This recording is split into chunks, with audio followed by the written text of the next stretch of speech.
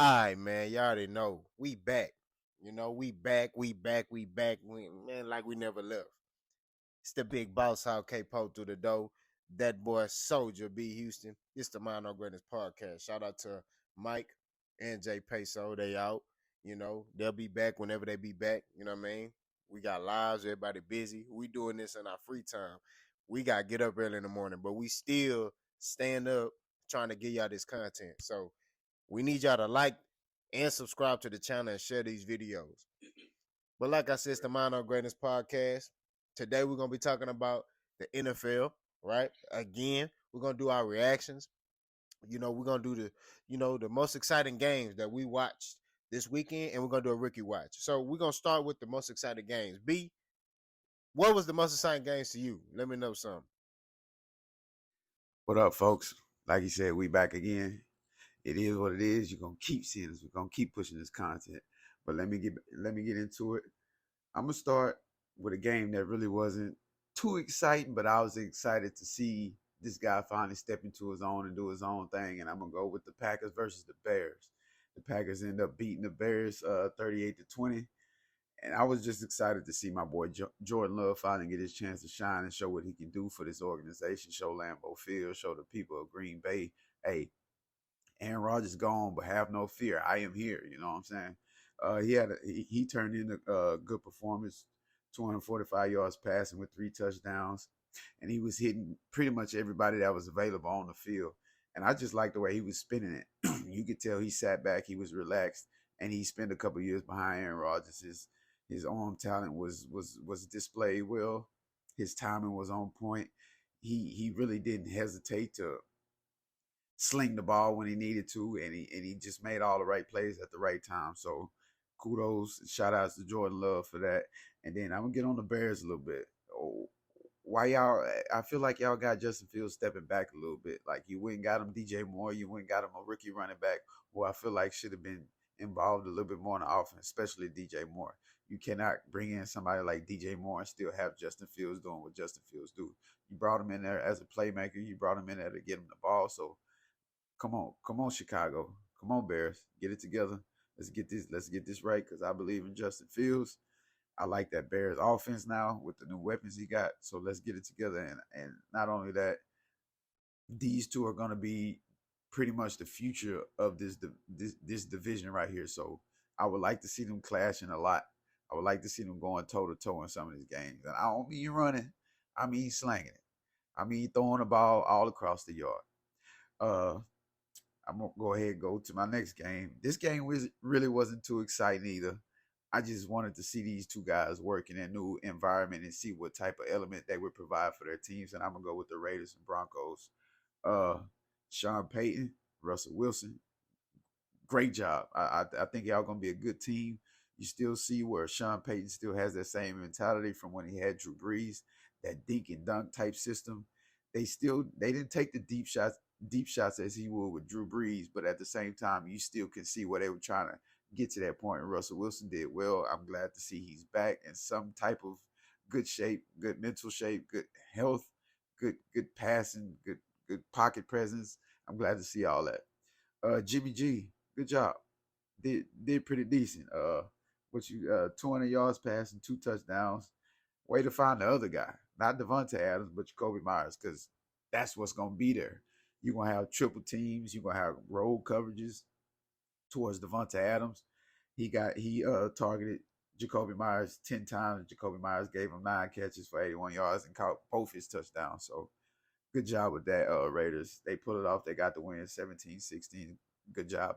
I look for them to keep rolling with it and have a good season. You got your boy Josh Jacobs back there. Get him the ball some more too. Get him the ball some more too. But that'll be my take. I'm gonna flip it over to you. I like that. I like that. Josh Jacobs rocking that new number 8. He was 28, now he 8. You know, that boy, he trying to throw it back. You know, uh, for my first game, I'm gonna go 49ers Steelers. Reason for that, Brock Purdy. He got thrown in the middle, in the starting role in the middle of the season last year, right? So I wanted to see if he can basically continue on with that, just being a good leader and leading that offense and running it. And he had a pretty good game. 19 for 29, 220. He was finding Ayuk all day. Ayuk had 8 receptions and 8 targets. So that means 100% of the time, Ayuk. That's what I say. Ayuk, man, he gonna be a problem. He gonna be a problem. You know what I mean? Because they doubling Debo and all that. Ayuk is showing that he's taking his game to another level. I ain't seen nobody in a minute get target 8 times and catch all 8 balls for 129 yards. He was tearing Patrick Peterson up. Patrick Peterson, I'm sorry, you need to retire because he was getting cooked. You know what I mean? He was getting cooked. You know what I mean? I like the defense, especially with D'Amico gone, bringing in the new D coordinator, and it looked like they picked up where they left off. You know what I mean? You had Horanga with an interception and Ward with an interception. They really frustrated Kenny Pickett, and they held Kenny Pickett to 232, a touchdown and an interception. He was averaging 5 yards per pass. You would think that nigga running the ball or something, but he was throwing the ball for 5 yards. So that's pretty impressive. That defense is, and he could have had 3 picks because Fred Warner dropped one. We forgot about that. So I like what I seen. Christian McCaffrey, white chocolate. White chocolate is a problem. That boy is a problem. That boy is a problem, man. White chocolate was trucking people, breaking tackles, kept his legs running like he healthy. You know what I mean? And him coming to the 49ers was like, I ain't gonna lie to you. I know it was just, 30-7, but they my Super Bowl pick based off what I seen yesterday. Because, yeah, they didn't beat the brakes off of them, but it was a complete performance. You see what I'm saying? Complete performance. Brock Purdy didn't have to do too much. They managed the game the right way. You know what I mean? I was really impressed with Kyle Shanahan's play calling and how he managed the game and how he didn't really have Brock Purdy out there throwing 50 passes. No, we're gonna get like 29. But hey, Christian, we're gonna run that route. You know what I mean? So I was really impressed by that. Chargers, Dolphins. What we need to say about that game, man? That was a very entertaining game. I mean, Tyreek on another level. He had 11 receptions, 215, 2 TDs, 19.5 yards per carry, 47 his longest. I mean, what I need to say about that? Tua, 28 for 45, 466 yards, 10.4 yards, and 3 touchdowns. He did have an interception. 110 passing rating. I mean, Tua answered some questions. Now, granted, it's the first game, but the Chargers are no slouch team. And, to come in there building and do what they did to them, I was very impressed. Miami is a team to be looking out for. They're going to be a problem. You know what I mean? They still got to play. I still don't feel like they play together like the 49ers do. 49ers, that's a team. You get that team vibe from the 49ers. The Dolphins, I feel like there's still some little bit of individualism, some still side-eyeing that Tua. So I need them to come together. The Chargers, I mean, Herbert had a great game, 23 for 33, 228, a touchdown, passer rating 99. But I do like the balance that they had. The 2 backs, Eckler, 16 carries, 117, touchdown, 7.3 yards a carry. Kelly, 16 carries, 91 yards, 5.7 yards, touchdown. So I do like the balance. Keenan Allen had 6 receptions, 76 yards. He had 9 targets. It was a great balance of them. I think the Chargers, what they got to do is that their defense is a problem. They're going to have to either find another pass rusher or get somebody else at that corner position that can assist them. But they definitely got to answer that from that aspect. I don't know if Khalil Mack even played yesterday. I didn't see him, but maybe, if he's out, then, he needs to come back and play. But those are my 2 exciting games. You know what I mean? And like sky's the limit for either team. But like I said, the 49ers is my Super Bowl pick right now. If you had to go to Super Bowl pick, who would you ride with? Based off, do you think your 2 picks they can go to the Super Bowl, or you just like, hey man, they just can go deep in the playoffs? I'll be honest, my two picks, I would I would still run with the Eagles on that on one side. But after the 49ers performance, I kinda want to lean more towards the 49ers because it was a dominant performance against a team that's supposed to be a dominant defensive team, and also they're supposed to be coming along and becoming dominant on the offensive side of the ball. So the way they handled the Steelers was almost like the Steelers never even played physical football since in their existence. So right now it's a split between the Eagles and the 49ers, and on the other side of the coin, who the Dolphins and the Chargers. They both have playoff aspirations. You hit everything. You hit the nail on the head. If Tua and Tyreek Hill can include Jaden Waddle in this situation they got going, who's gonna stop them? Who's gonna stop them? Who cares about the running game? Who's gonna stop? How can you stop that? Who cares about the running game?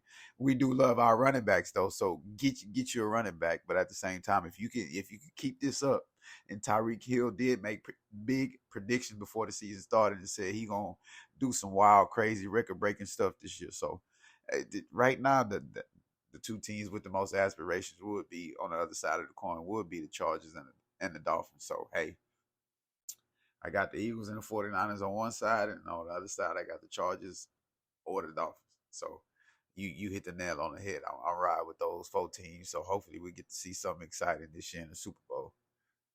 Yeah, and I see a lot of these Cowboy fans. I just gotta throw this in there. I know they whooped the Giants 40-0, but let me tell you something. Y'all do this every year, man. You know what I mean? Y'all whoop people, and then y'all get deep in the playoffs, and then your heart get broken. That's what it is. So I'm not worried. I done got hit by a couple of my homeboy. Man, the Cowboy Nation, we whooped them 40-0. I'm telling you, just wait. Just wait. Just wait. I'm gonna add something to this segment real quick. I want to speak on something real quick. I want people to understand something about football, and it's gonna be quick. I want y'all to understand that the preseason is not for wins and losses. The preseason is to see what pieces you have that's going to complete your puzzle to get you to the big picture. Nobody really cares about the score.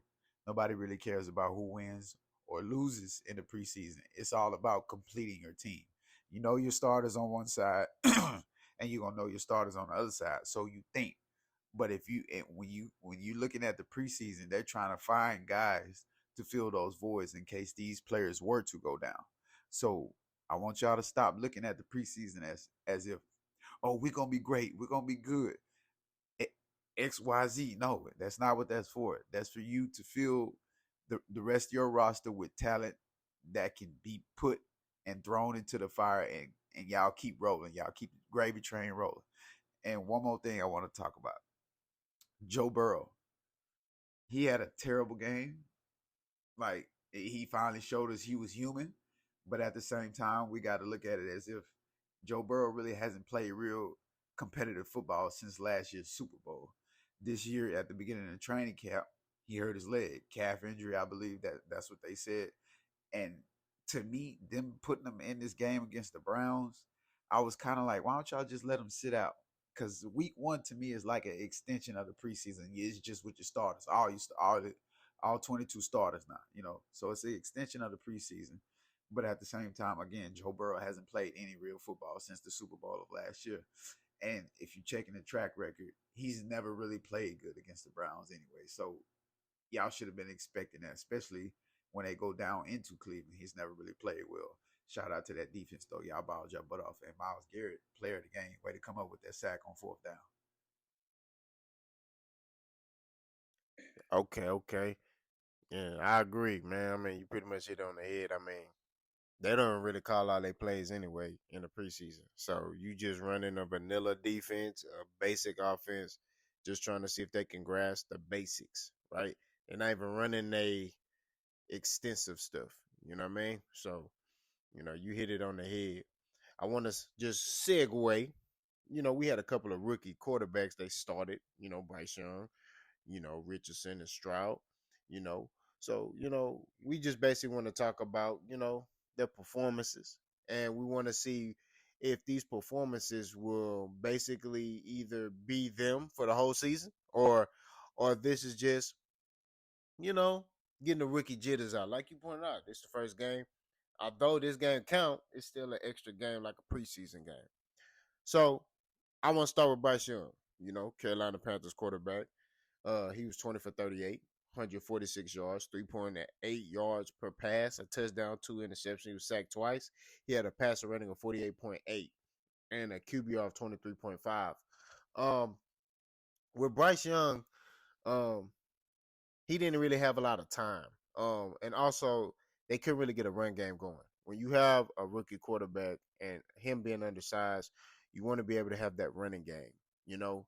But also you want to have an offensive attack where I feel like he can get the ball out of his hand and, you know, quick passes, you know, slants, digs, just stuff that, stuff you can throw to the back, tight end, things like that. You want to get the ball out of his hand and get in a rhythm. And I just felt like he didn't have the time to get in a rhythm. Um uh so rhythm and timing, I think, is key for Bryce Young. You know, that's the type of passer that he is. He's a guy that's a rhythm guy. I know Alabama, he was running and doing all that, but you know, everybody in D1 ain't going to the NFL. You know, you can hull out so many people. In the NFL, everybody was the best person on their college team. They just come into the NFL. So it's different. So with Bryce Young, I think they have to take a more in which I think they will. I think Frank Reich will do this with Bryce Young. I think they will look to run the ball more because him throwing it 38 times, I disagree with that. You know what I mean? I think they should keep him between the 30, 25, 30 range, but look to run. Use the run to set up the pass. Let him build his confidence up. Let him get a rhythm. I don't think this will be him for the whole season. This 146 yards. I think that he'll get better. Uh, I just think they have to find out more what he can do, right? I mean, we can look at what he did at Alabama, but in the NFL, like I say, it's different, right? That stuff in college gets you to the NFL. But once you get in the NFL, when them bullets start flying at you, what you gonna do? You know? Yeah, you gotta step your game up. So, like I said, I will take a more cautious approach with Bryce Young and just look to run, quick pass routes. Get the ball out of his hand. Run the ball. Okay, all right, cool. Safety coming up. All right, try the deep ball, but nothing too crazy. I feel like 38 attempts was too much. Richardson had a pretty good game. 24 for 37, 223, 6 yards per pass average, and a touchdown to interception. He was sacked 4 times. Had a passer rating of 79. So he had a pretty good game. I would like for him to slide. You don't want to get hurt out there because these dudes would love to knock your block off. You a big dude, right? You fast. You coming in with all this hype. They motivated to end all that. You know what I mean? So I think he needs to take a approach of, okay, yeah, I'm gonna run, but let me get out of bounds. Let me slide. Let me turn my body a certain way so the blow is lessened when I get hit. Because sometimes you can't avoid the hits.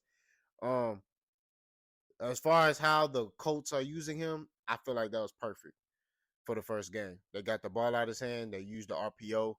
Um, they used his legs. They used what he was. They live with what he is, and he's playing confident. So I do think this game right here, that's him.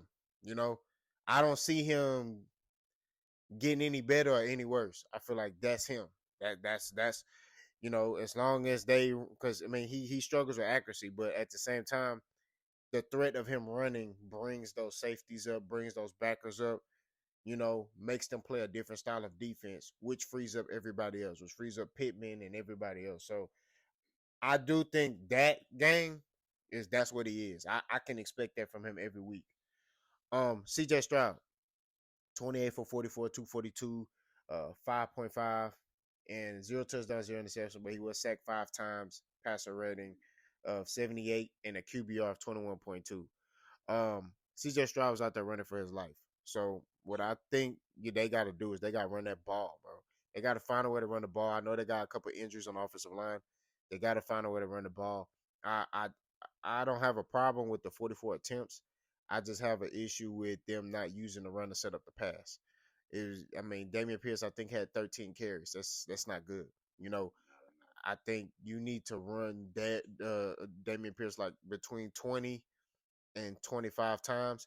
Devin Singletary, give him 10 to 15, you know what I mean, attempts. Just make it easier for CJ Stroud to throw the ball.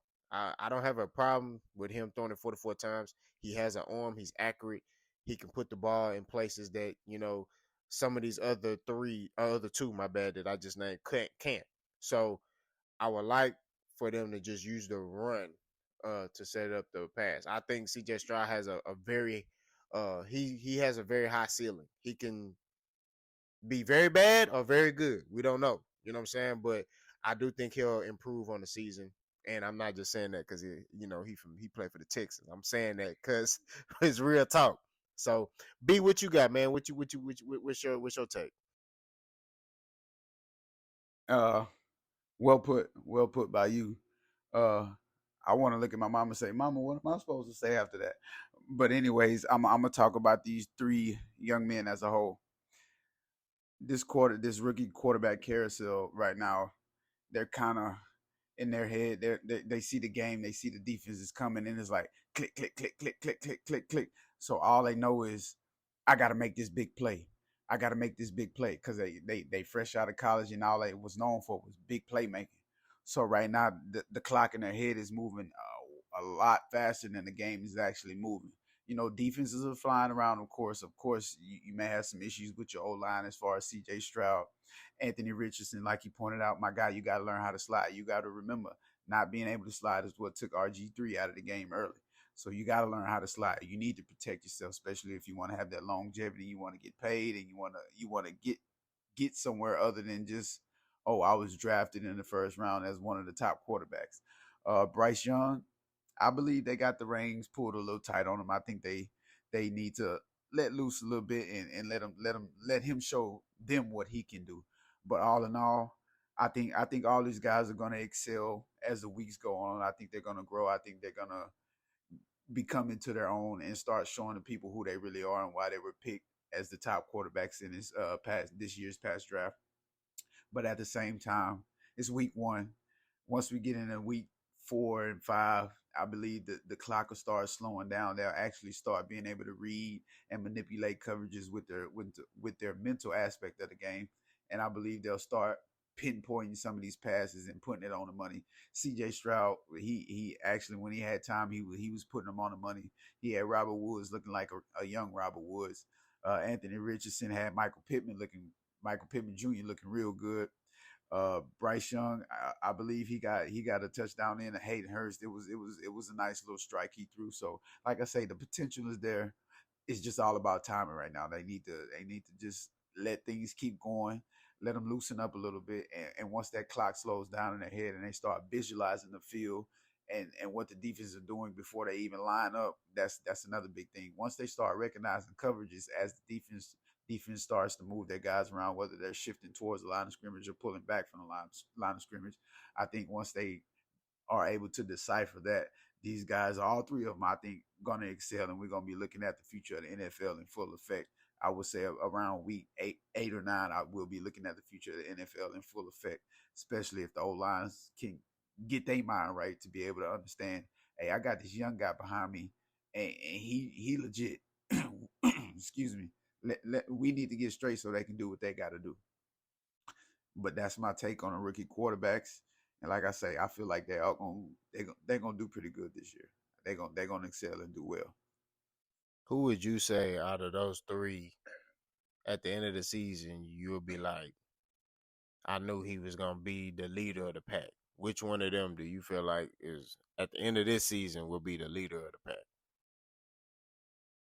I might sound biased because he does play for my city, but at the same time, I'm just gonna say C.J. Stroud because you can see the poise on his face after he was running for his life, after he completed a pass, after he threw I believe he threw one interception. Am I right? He threw one interception, correct? No, no picks. My bad. That was Bryce Young who threw. Excuse me. That was Bryce Young who threw 2 picks. But C.J. Stroud, you can see the poise. You can see the patience on his face, no matter what happened at the end of the play, whether it was the right play call or not. You can just see the poise. You can see where he was like looking over to the sideline, not in frustration, but it was like he was looking like, okay, I know what to do next time I see this happen, or next time I feel like this is going to happen. You can see the poise. Like I said, no matter what happened, you could just see he was poised and he was actually learning in the moment. You can see his reaction when he went over to the sideline after a 4-and-out. You can see his reaction after they scored a field goal. You could just see the reaction in his body language. It was all positive. You could tell he was learning with every play he was taking, with every throw he was throwing. He was learning as the game progressed, and that's what you want to see in your rookie quarterback, especially somebody who you put in the league to be your franchise guy. So I'm gonna take CJ Stroud to be the leader of the pack, and then surprisingly I got Anthony Richardson, as the runner up, because Bryce Young, he's in a little bit tougher situation than these two. He has a lot. The Panthers have a lot more to build on versus Anthony Richardson and CJ Stroud. CJ Stroud has a defense that is coming into their own, so he's not going to have to play slinging the ball X amount of times. Anthony Richardson, hopefully, if they get Jonathan Taylor back, will automatically have a running game once they get him back. So the defense is not bad. They stout, but they not bad. But Bryce Young, he has a lot more to push for versus the other two. So I got CJ Stroud, then Anthony Richardson, then Bryce Young. That's my order. That's my pecking order. I agree. I think CJ Stroud got a more better foundation. That's basically what you're saying. He has a more solid foundation compared to Bryce Young. Bryce Young is the unknown. They have so many holes to fill. The Texans got a lot of holes to fill, but I feel like they're a more complete team than the Carolina Panthers, in my opinion. Um, they got more things in place, on a team. And then Richardson, that head coach, him, he know what to get out of Richardson. He had Jalen Hurts last year, so he knows how to use him. He kind of caters to his strengths, and his strengths, that RPO is gonna be the bread and butter of that offense. Like you said, if they get what's his name? Yeah, I was about to call him Josh Taylor. I'm tripping. But my bad, Taylor. Hey, my bad, man. My bad. It's late. But uh yeah, if they get him back, man, it's fireworks for that offense. They definitely gonna be putting up big numbers. You know what I mean? And so that's my take on it. But we reached the end, you know what I mean? Mind on Greatness Podcast. We just tried to drop y'all in with a little quick video. Y'all, like I keep telling y'all, like, comment, hate, and subscribe, man. We ain't running for no smoke. Make sure you share this video with your mama, your grandma, your boss. Well, I don't know. If your boss likes sports, if it's gonna get you fired, don't worry about it. But if he likes sports, hey, go on, send it to him. That may be something y'all can talk about. Hey, it might help you get a raise. You know what I mean? You never know. You never know. Just shoot him. Just shoot him a little Mind on Greatness Podcast video. He be like, oh, these 3 brothers or these 2 brothers, man. They okay. Hey, you want a raise? And then make sure you just slide us like a little 20 piece out of that. But but like I said, man, y'all come. Subscribe to the channel. We got more coming. We got big things on the horizon. Y'all stay tuned. We just constantly getting better. Like I said, we striving for greatness. And that's just what it is. We go.